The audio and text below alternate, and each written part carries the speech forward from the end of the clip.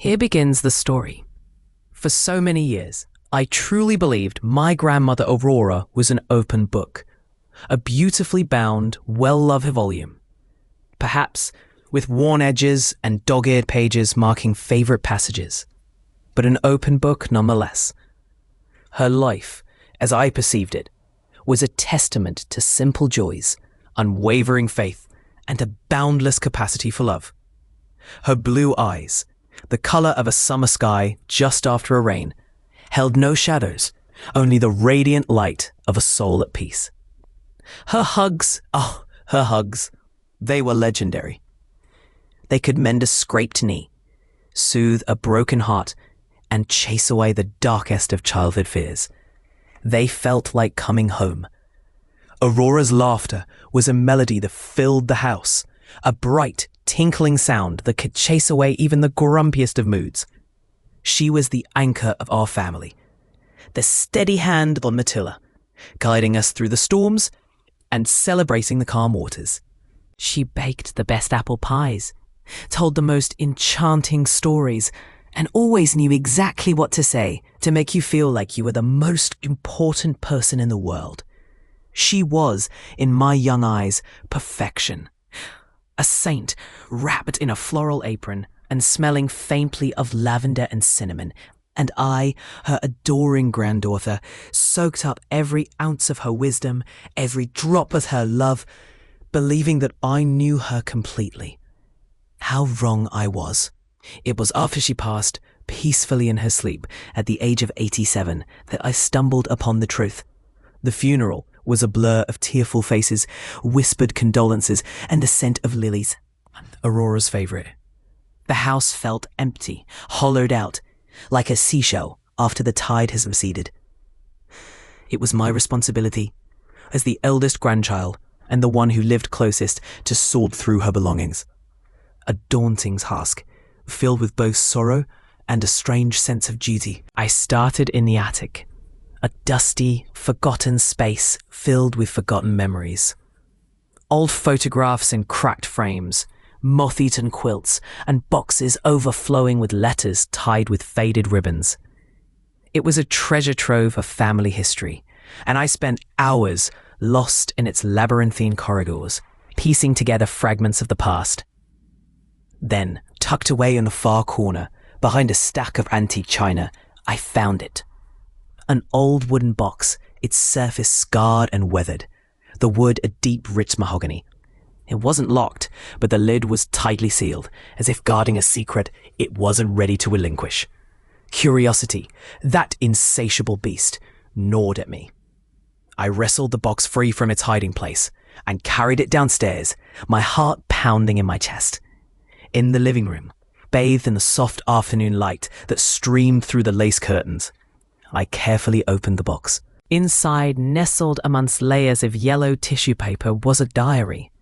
It was small, no larger than my hand, bound in worn leather the color of dark chocolate. The pages were brittle and thin, the ink faded with age. The lock was broken, hanging loosely. The diary felt heavy in my hands, imbued with a weight that went beyond its physical form. It felt significant. My name is Eleanor, by the way. I should have mentioned that earlier. But these memories, they come flooding back, and sometimes I forget to introduce myself properly. Eleanor Hayes. And this diary, this small, unassuming object, held the key to unlocking a part of my grandmother Aurora that I never knew existed. A part of her that she had kept hidden, not just from me, but from the entire world. I hesitated for a moment, my fingers hovering over the aged cover.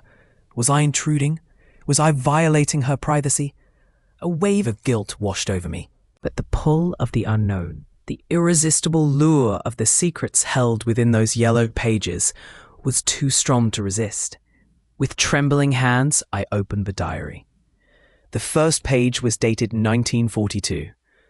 The handwriting was Aurora's, but it was different somehow.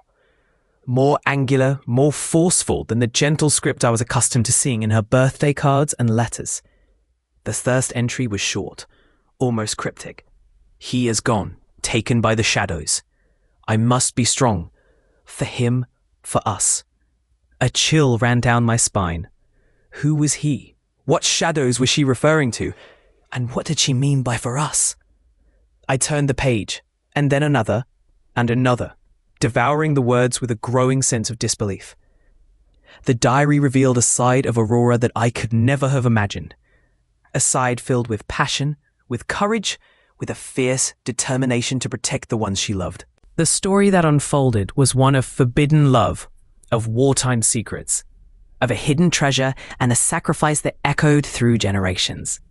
Here begins the tale of Aurora's hidden diary, a story soaked in sunshine and shadowed by secrets. The diary felt heavy in my hands, not just in weight, but with the untold stories it held. It was more than just paper and ink. It was a portal. Closing my eyes, I could almost smell the scent of lavender and freshly turned earth. The scent of Willow Creek. Willow Creek, even the name whispered of tranquility. Nestled in the heartland, untouched by the anxieties that gnawed at the rest of the world in those late 1930s. It was a place where time seemed to slow, where the loudest sound was the gentle murmur of the Willow River, and the most pressing decision was whether to pick apples or peaches from the orchard. The world outside, with its rumblings of war and economic hardship, felt a million miles away. People in Willow Creek were farmers, shopkeepers, teachers. Their lives revolved around the seasons, the harvest, the church social, and the comforting predictability of sunrise and sunset. They knew each other's families, their histories, their dreams, and their sorrows. There was a sense of belonging, a shared understanding that bound them together. And in the heart of Willow Creek lived Aurora. Aurora. Even now, decades later, the memory of her young face shines bright in my mind. She wasn't beautiful in the way magazine covers dictated. Her beauty was something deeper, something that radiated from within. It was in the way her eyes, the color of the summer sky after a rain, would widen with wonder at the sight of a hummingbird, or the way her brow would furrow in concentration as she devoured a book. She wasn't a wilting flower. She was strong, like the young saplings that bent with the wind but never broke. Aurora loved to read. The Willow Creek Library, a small, unassuming building, was her sanctuary.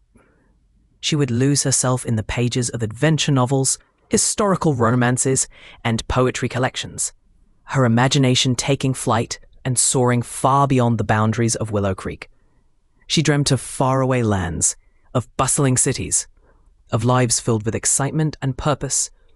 While other girls her age gossiped about boys and planned their futures as wives and mothers, Aurora dreamt of becoming a writer, a journalist, a world traveler.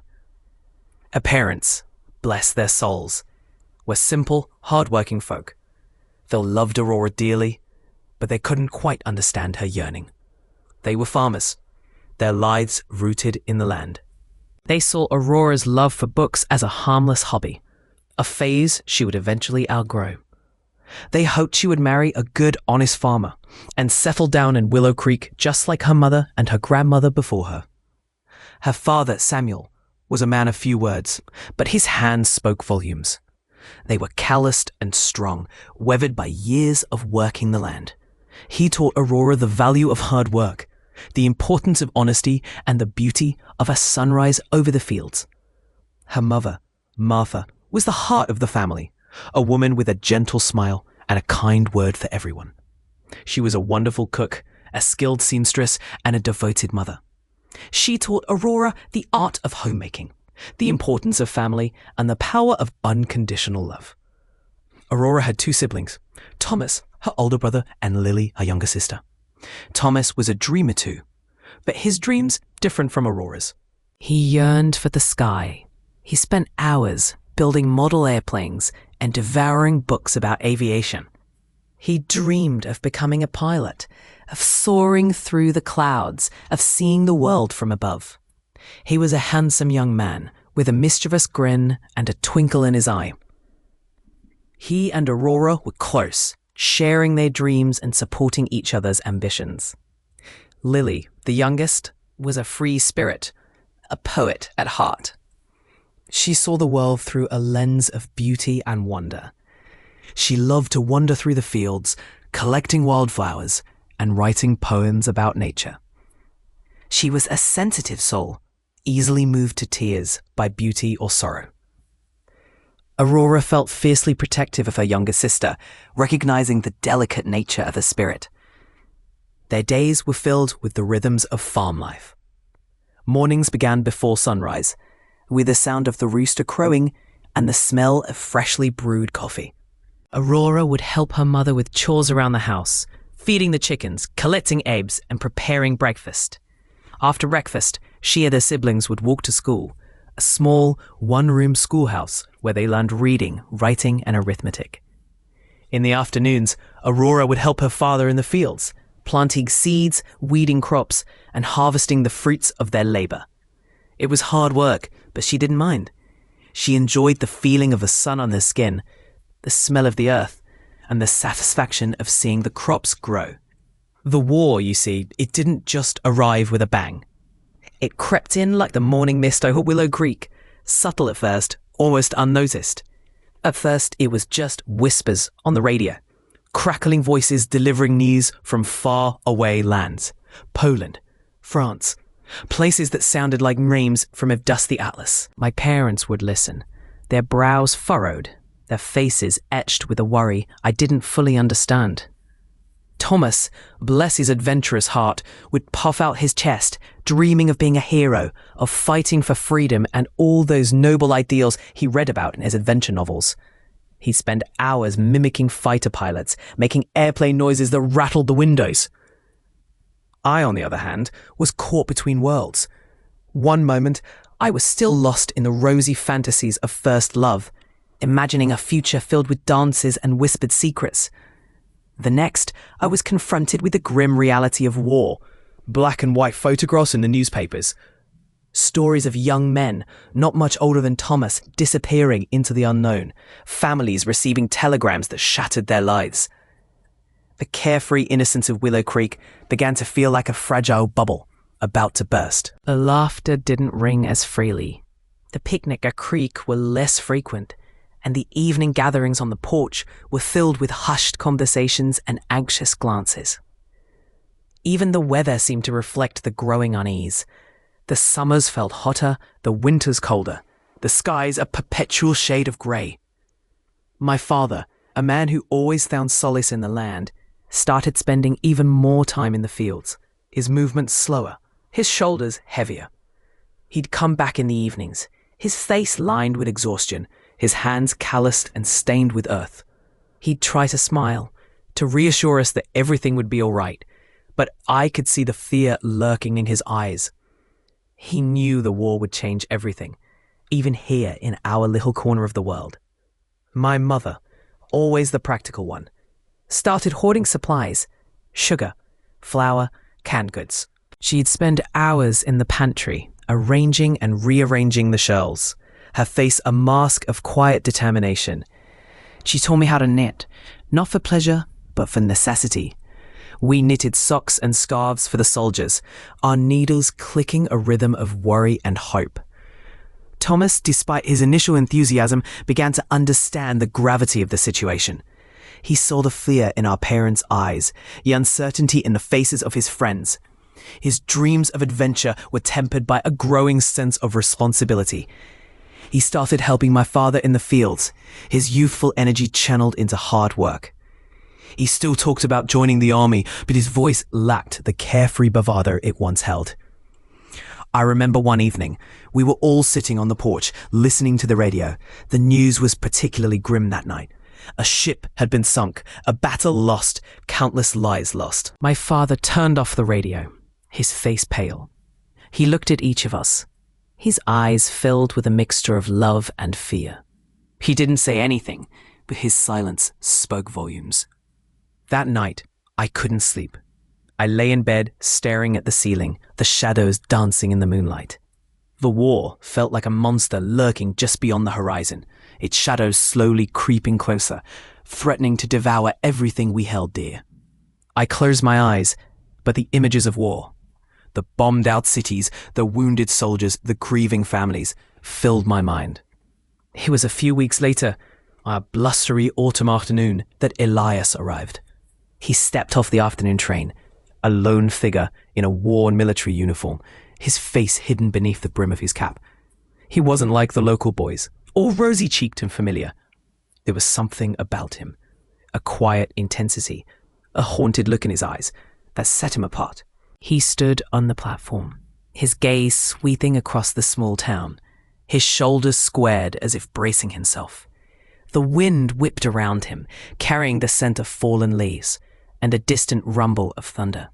He looked lost, yet strangely determined. I was at the general store with my mother, picking up some supplies. I saw him through the window, standing alone in the wind. There was an immediate, inexplicable pull, a sense of recognition that startled me.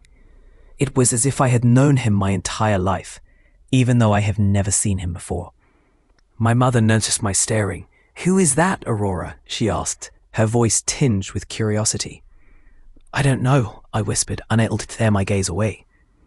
He started walking, his steps measured, his destination unknown. He passed the church, the schoolhouse, the bakery, his presence drawing the attention of everyone he encountered. He moved with a purpose that belied his apparent disorientation. The diary became my silent confidant, a repository for secrets I dared not breathe to another soul. Elias, my dear Elias, was becoming the very air I needed to breathe. Our clandestine meetings, stolen moments under the veil of twilight, were the only respites from the suffocating fear that gripped Willow Creek.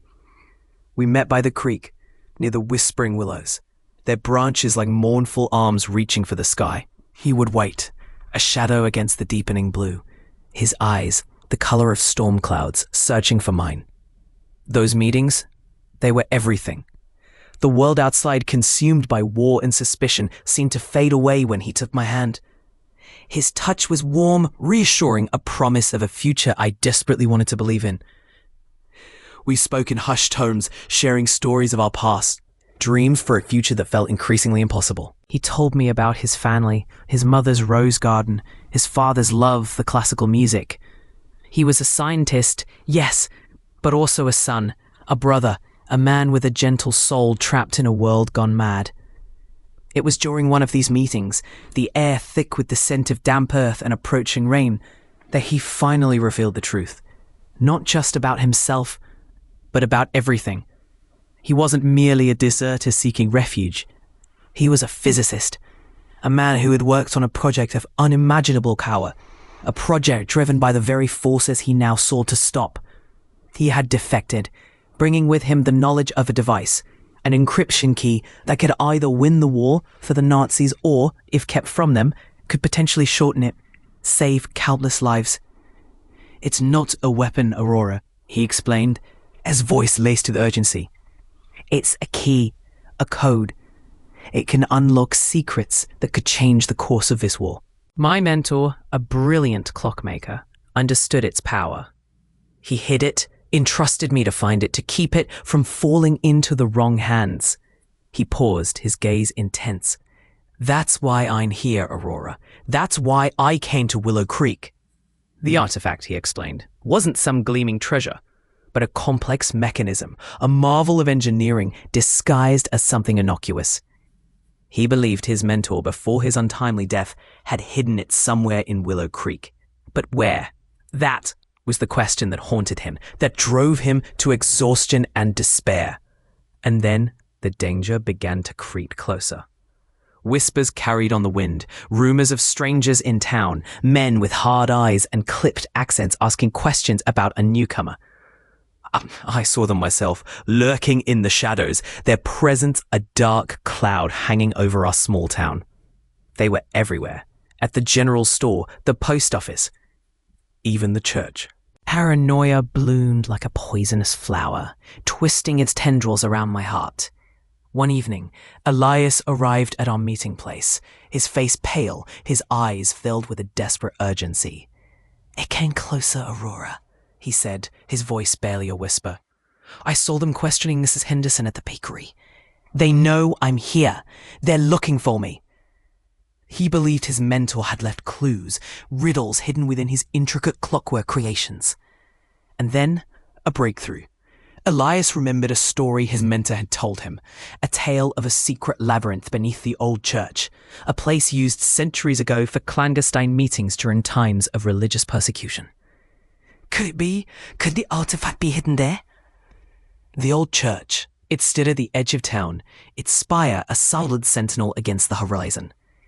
It had always been a place of solace, of quiet contemplation. Now, it was a potential hiding place, a refuge, a labyrinth of secrets. That night, under the cloak of darkness, we crept towards the church. The wind howled like a banshee, rattling the windows and moaning through the ancient stones. Elias, using his knowledge of clockwork mechanisms, found a hidden entrance, a secret passage concealed behind the altar. The labyrinth was a maze of twisting corridors, damp and cold, the air thick with the smell of mildew and dust. We moved cautiously, our footsteps echoing in the oppressive silence. Fear gnawed at me, a cold knot in my stomach. But I couldn't turn back. Elias needed me, and I, in turn, found myself drawn into his mission, compelled by a love that transcended fear and reason. It was in the deepest part of the labyrinth, after what felt like an eternity, that we found it. A small, intricately crafted clock, hidden inside a hollowed-out stone. It wasn't ticking. It was silent, waiting. Elias carefully opened it, revealing a complex network of gears and levers. This was it, the encryption device. Sir! Here begins Grandma Aurora's tale, Block 5.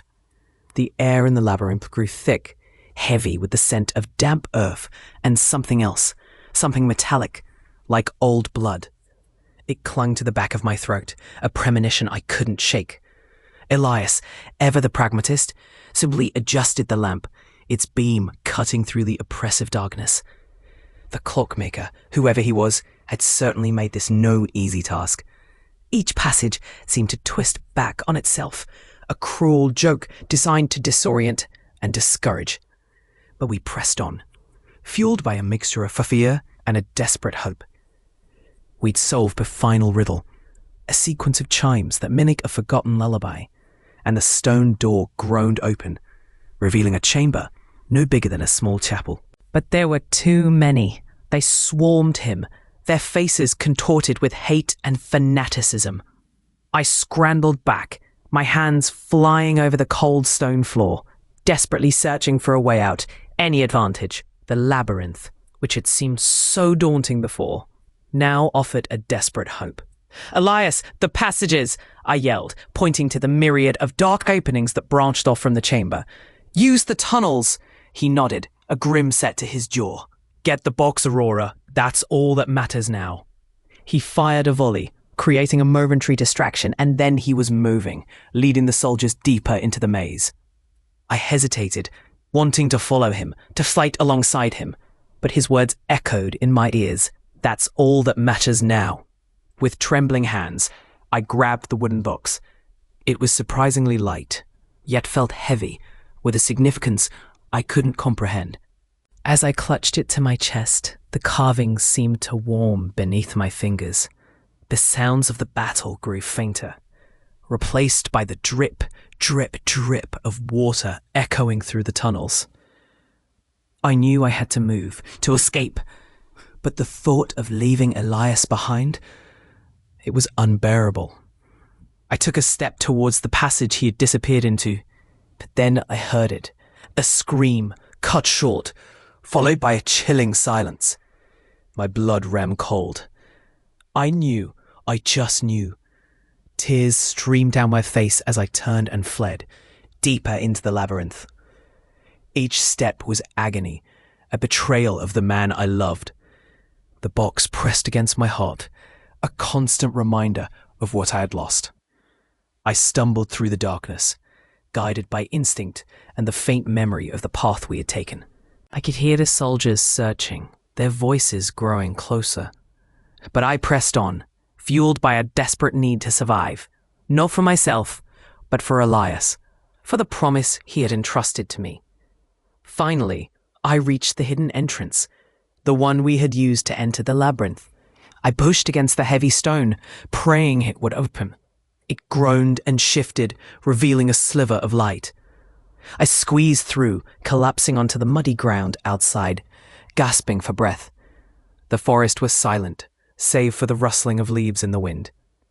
The moon hung high in the sky, a cold, indifferent witness to the tragedy that had unfolded beneath the earth. I looked back at the hidden entrance, now concealed once more by the dense foliage. I wanted to scream, to rage against the injustice of it all, but I couldn't. Elias was gone, and I had a mission. Clutching the wooden box, I sank to my knees, the tears flowing freely now. I remember stumbling through the woods, the dawn painting the sky in hues of pink and orange that felt jarringly tearful. How could the world be so beautiful when my heart was a shattered ruin? I remember the sting of tears mixing with the grime on my face, the ragged gasps for breath that seemed to tear at my lungs. I reached the outskirts of our village, just as the church bells began to chime, signaling the start of a new day. A day that Elias would never see. I forced myself to straighten my shoulders, to wipe away the worst of the dirt. I couldn't let them see. Not yet. The lie came easily. A practiced performance honed over years of keeping secrets. He fell, I stammered to my parents, the words tasting like ash in my mouth. There was an accident in the woods, a rock slide. My mother's face crumpled. She had always liked Elias, seen in him a kindness and strength that mirrored her own. My father, ever the pragmatist, offered a curt nod and a hand on my shoulder, his touch surprisingly gentle. "Come inside, child. You need to rest." Rest? How could I rest when Elias was gone? When the fate of whatever this artifact held was now solely my responsibility? The weight of it pressed down on me, heavier than any physical burden. That night, after the somber meal and the awkward condolences, I retreated to my room. The diary, Elias's diary, lay open on my desk, beckoning me with its familiar script. It was the only place I could truly be myself, the only place where I could scream without uttering a sound. I wrote for hours, pouring out my grief, my rage, my utter bewilderment. The words flowed like a dam had burst, a torrent of raw emotion that threatened to drown me. I told the diary everything, about the labyrinth, about the artifact, about Elias's sacrifice. It was a confession, a desperate plea for understanding, in a world that suddenly felt alien and hostile. "He saved me," I wrote, my hand shaking so violently that the ink blurred on the page. "He gave his life so that I could..." What? So that I could carry this burden? I don't understand, Elias. I don't understand any of it. Sleep offered little respite. Nightmares plagued me. Vivid images of Elias trapped in the labyrinth, his face contorted in pain. I would wake up gasping, the artifact clutched in my hand, the metallic tang of blood still lingering in my nostrils. Days turned into weeks. The village mourned Elias's passing, a brief ripple of sadness in the relentless current of daily life.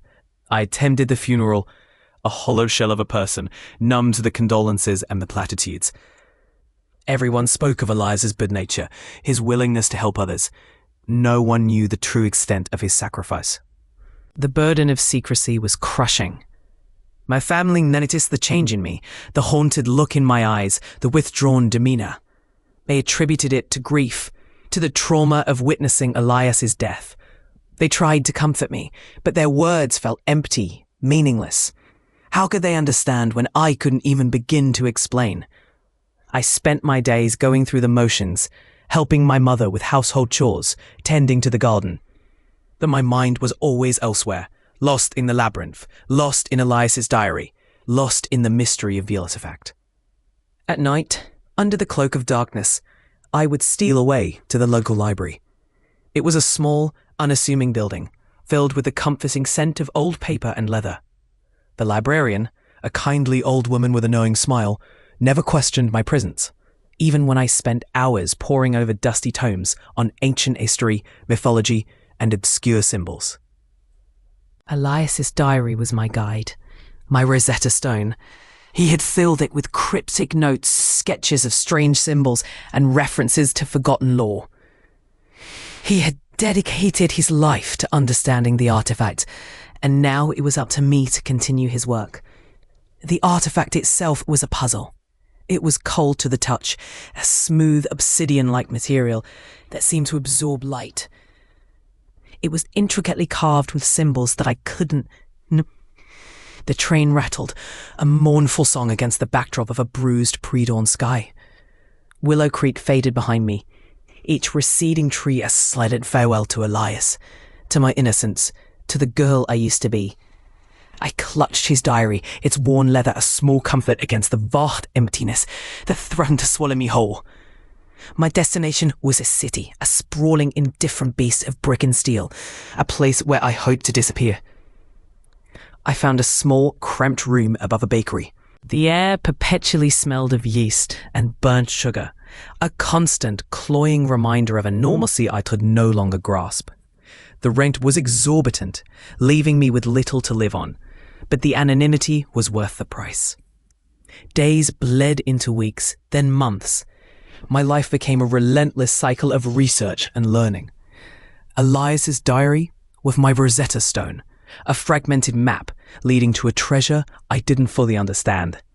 He had meticulously documented his work, his breakthroughs, his fears.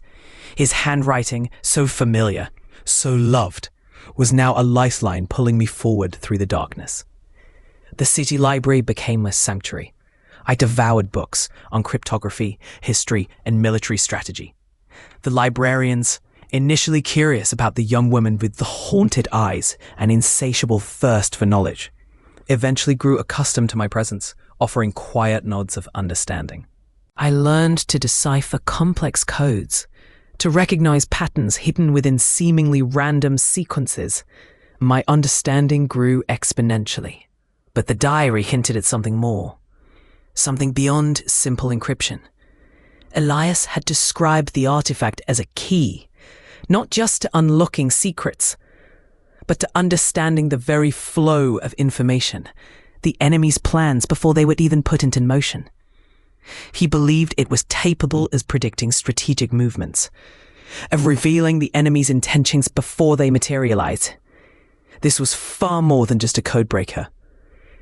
It was a window into the enemy's mind. The realization was both exhilarating and terrifying. The weight of responsibility settled upon me heavier than grief. I was no longer just honoring Elias's memory. I was holding a weapon of unimaginable power, a power that could change the course of the war. I needed to understand the artifact's workings fully, and Elias's notes led me to a retired professor, a disgraced mathematician rumored to have dabbled in forbidden knowledge. He lived in a cluttered apartment filled with dusty books and the pungent aroma of pipe tobacco.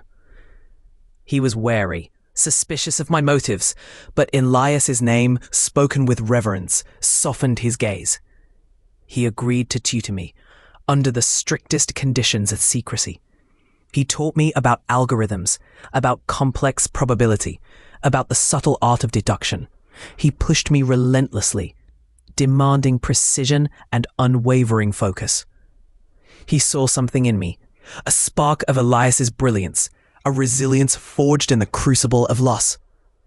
My transformation was gradual, almost imperceptible. I learned to blend into the background, to observe without being seen. I practiced my memory, reciting long passages from books, memorizing faces and details. I learned to speak in code, to convey information without uttering a single incriminating word. I was becoming something I never imagined, a self-taught spy. One evening, while waiting for my professor outside a crowded cafe, I noticed a man across the street. He was nondescript, dressed in a grey suit, but his eyes were too sharp, too focused. He was watching me. He held a newspaper, but he never turned a page. He didn't drink his coffee. He was waiting. My heart pounded in my chest. I remembered Elias's warnings. They will never stop searching. I forced myself to remain calm, to breathe deeply. I casually glanced at my watch, then pretended to notice a friend across the street. I waved, mouthed a greeting, and then slipped into the crowd, melting away into the anonymity of the city. I ducked into a nearby bookstore, pretending to browse the shelves. From a darkened corner, I watched as the man crossed the street and approached the cafe. He spoke briefly with the waiter, showing him something. A photograph, perhaps? My photograph. I knew I had to leave. I couldn't risk leading him to the professor, to the knowledge I had so painstakingly acquired. I slipped out the back door of the bookstore and disappeared into the labyrinthine alleyways, my heart hammering against my ribs. That night, I barely slept. The encounter served as a stark reminder of the constant danger I faced. The enemy was out there, lurking in the shadows, and they were closing in. Despite the fear, I was not deterred. Elias's memory, his sacrifice, fueled my resolve. I knew the artifact held the key to defeating them, and I would not rest until I had unlocked its full potential. My life was a solitary existence, a constant dance with danger. I moved from one safe house. The hum of the artifact, once a frantic, almost fearful vibration against my skin, settled into a steady thrum, a comforting pulse that mirrored the rhythm of my own heart. It had become an extension of me, a conduit not just for coded messages, but for hope itself. The little attic room with its single gusty window overlooking the darkened fields had become my war room. Each intercepted transmission, each carefully crafted message sent back, felt like a tiny victory, a pebble thrown against the seemingly insurmountable wall of oppression. I remember the nights blurring together, fueled by endless cups of bitter coffee and the burning desire to make a difference. The fear was always there, a constant companion, but it was overshadowed by a fierce determination, a promise to Elias that his sacrifice wouldn't be in vain. I could almost feel him guiding me, his hand resting on my shoulder as I deciphered the complex patterns of light and shadow. The information I relayed, through the artifact's strange and wonderful means, proved invaluable. The Allied forces, armed with foreknowledge of enemy troop movements and strategic plans, were able to thwart several key offensives. I learned later, much later, that my contributions had helped to disrupt a major supply line, delaying a crucial attack and ultimately saving countless lives. I never sought recognition, never wanted any accolades. My reward was the knowledge that I was honoring Elias's memory, that I was playing my part in bringing an end to the madness. Then one day, the hum of the artifact shifted. It was subtle, almost imperceptible, but I felt it deep within my bones. It was a vibration of release. The messages became less frequent, less urgent. The coded language shifted, hinting at ceasefires, negotiations, the tentative beginnings of peace. I remember sitting there, in the quiet of the attic, tears streaming down my face. Not tears of joy, not exactly. They were tears of exhaustion, of relief, of a profound sense of loss and a burgeoning hope for the future. The official announcement came a few weeks later. The war was over. The world erupted in celebration, a cacophony of church bells, car horns, and joyous shouts that echoed across continents. But in my little attic room, the silence was deafening. I sat there holding the artifact, feeling the weight of Elias's memory, the weight of all the lives lost, the weight of the future that now stretched before me, uncertain and unknown. The first few months after the war were a blur. The world was rebuilding, piecing itself back together after years of devastation. I left the attic room, left the little cottage, and drifted for a while, unsure of where I belonged. I couldn't return to the life I had before. That life was gone, shattered by the war. I was a different person, forged in the crucible of fear and sacrifice. Eventually, I found myself drawn back to the countryside. Not Willow Creek, not exactly. It was a small village nestled in the rolling hills, a place where the air was clean and the people were kind. I bought a small cottage, overgrown with ivy and roses, and began to rebuild my life, one brick at a time. I started small, volunteering at the local school, helping children who had lost their parents in the war. I taught them to read, to write, to dream again. I listened to their stories, their fears, their hopes. I helped them to find their own strength, their own resilience. Slowly, I became a part of the community. I organized village gatherings, helped to rebuild the local church, and started a small lending library. I shared my knowledge, the skills, and my experiences with anyone who needed them. I never spoke of the war, never revealed my secret past.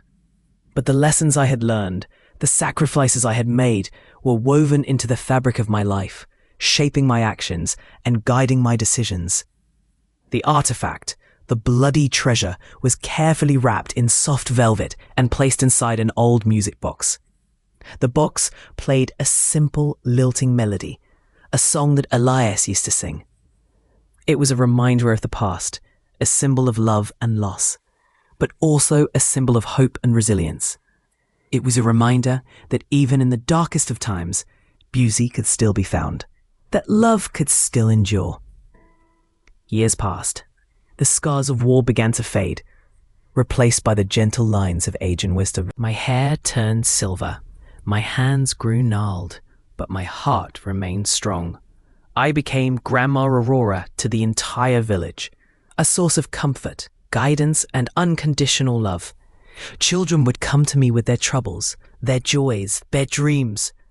I would listen patiently, offering advice and a warm embrace. I never married again. Elias remained in my heart, a constant presence, a guiding light. He was a part of me, forever intertwined with my soul. The last page of Aurora's diary rustled softly as I closed it, the sound echoing in the stillness of the attic. Sunlight filtered through the dusty window panes, painted stripes across the floorboards, illuminating motes of dust dancing in the air like tiny, restless spirits.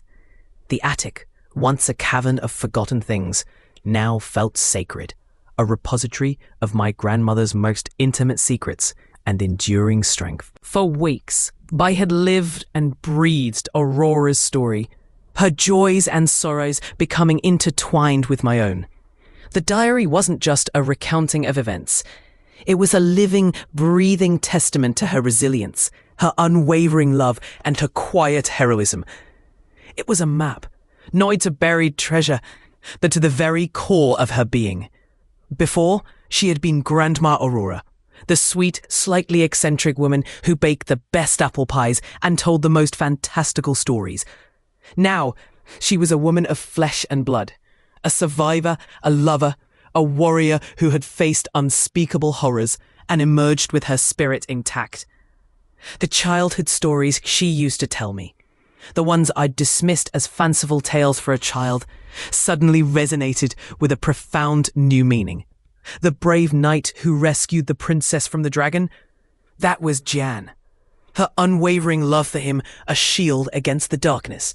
The wise old woman who lived in the woods, dispensing advice and healing wounds, that was Aurora herself, nurturing and protecting those she loved, even at great personal cost.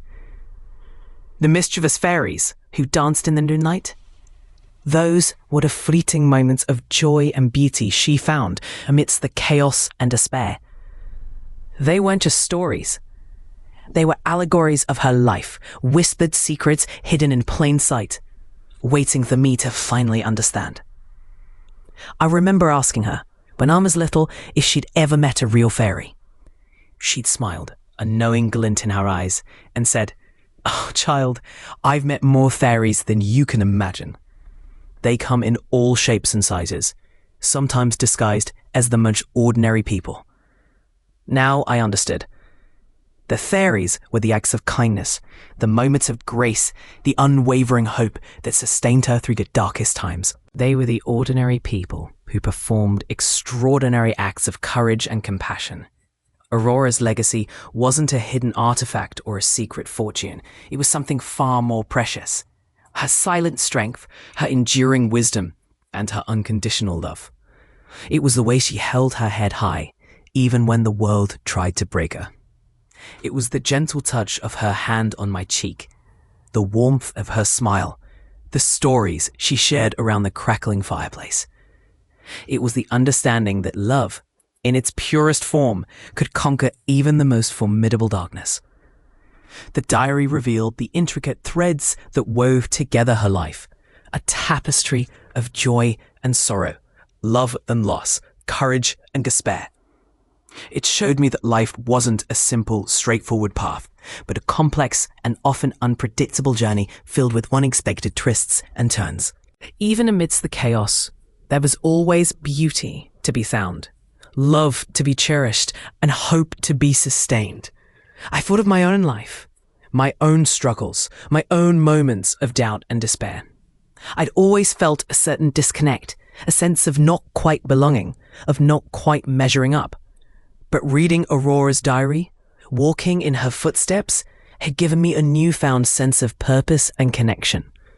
Her experiences, though vastly different from my own, resonated with a universal truth, that we are all capable of extraordinary courage, that we all have the power to overcome adversity, and that we are all connected by the invisible threads of love and compassion. Aurora's story reminded me that the past is never truly gone. It lives on in our memories, in our genes, in the stories we tell. It shapes who we are, influences our choices, and guides us on our path. And it taught me that the most valuable inheritance we could receive is not material wealth, but the wisdom and strength of those who came before us. As I sat there in the attic, surrounded by the echoes of Aurora's life, a sense of peace washed over me. The diary was more than just a historical document.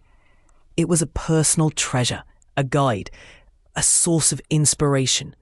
It had changed me in ways I couldn't yet fully comprehend. It had given me a deeper understanding of my grandmother, of my family, and of myself. The bloodstain on the last page, once a symbol of horror and violence, now seemed to represent something else, the enduring power of love and sacrifice.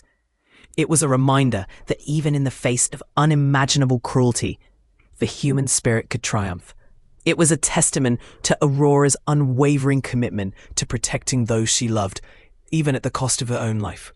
I realized that everyone has a story. Here, at the end of Grandma Aurora's story, we find ourselves not at a period, but a comma. Her life, etched in ink and blood upon those fragile pages, wasn't a neatly packaged tale with a definitive end. It was a vibrant, messy, glorious testament to the enduring power of the human spirit, a spirit capable of both profound love and unspeakable sacrifice. The shocking twist, that the hidden treasure was stained with the very essence of life and loss, was not meant to discourage, but to illuminate. It was a reminder that even in the face of unimaginable hardship, beauty and hope can blossom. It was a reminder that love in its purest form often demands a price. Aurora's life, lived against the backdrop of war and displacement, whispers to us across the decades. It speaks of courage in the face of fear, of resilience in the face of despair, and of the unwavering belief in a future worth fighting for. It shows us that even the most ordinary lives can hold extraordinary secrets, and that even the smallest acts of kindness can ripple outwards, changing the world in ways we may never fully understand. It teaches us that family isn't just about blood. It's about the bonds we forge through shared experiences, through unwavering loyalty, and through the quiet understanding that transcends words. Aurora's story, though rooted in a specific time and place, holds universal truths about the human condition. Truths about love, loss, sacrifice, and the enduring power of hope.